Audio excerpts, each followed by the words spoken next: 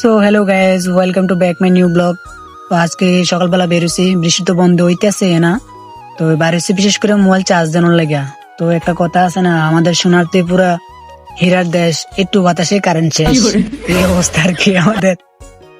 তো আইলাম রাস্তা থেকে, আইয়া দেখি নদীর পানি যে বাড়াবা আসছে, আর এই দেখেন মসজিদের অবস্থা, পানি জমা মসজিদের কি অবস্থা রয়েছে, মানে মাছ চাষ করেন যাবে এরকম অবস্থা রয়েছে, যা একটা অবস্থা কি আর কমু।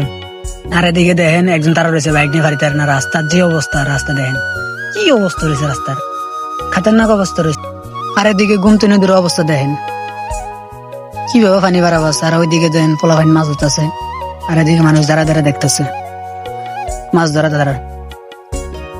তারপরে এদিকে আস্তে আস্তে আই হলাম হাঁটতে হাঁটতে মধুবনের দিকে। তো মধুবনের দিকে আইলাম তো মোবাইল চার্জ দেওয়ার লাগে, আর এদিকে আইয়া দিয়ে মানে যে একটা ফিসল হয়ে রয়েছে জায়গা, বাইক টাইক নিয়ে আইতে তো খুবই অসুবিধা হয়ে যাবো।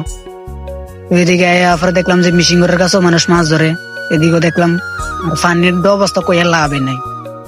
পানির যে অবস্থা, মানে এক দুই সুরা মেঘের যে অবস্থা পানি বাড়ছে, মানে এমনি যদি কয়েকদিন লাগাতার যদি বৃষ্টি হইতে পারে, মনে করেন কৃষিকাজ যত আছে সব শেষ, লোকসান হয়ে যাবো। আর ওই যে দেখতেছেন মসজিদরা, এই মসজিদের কাছ থেকে আইসি আমি হাঁটতে হাঁটতে।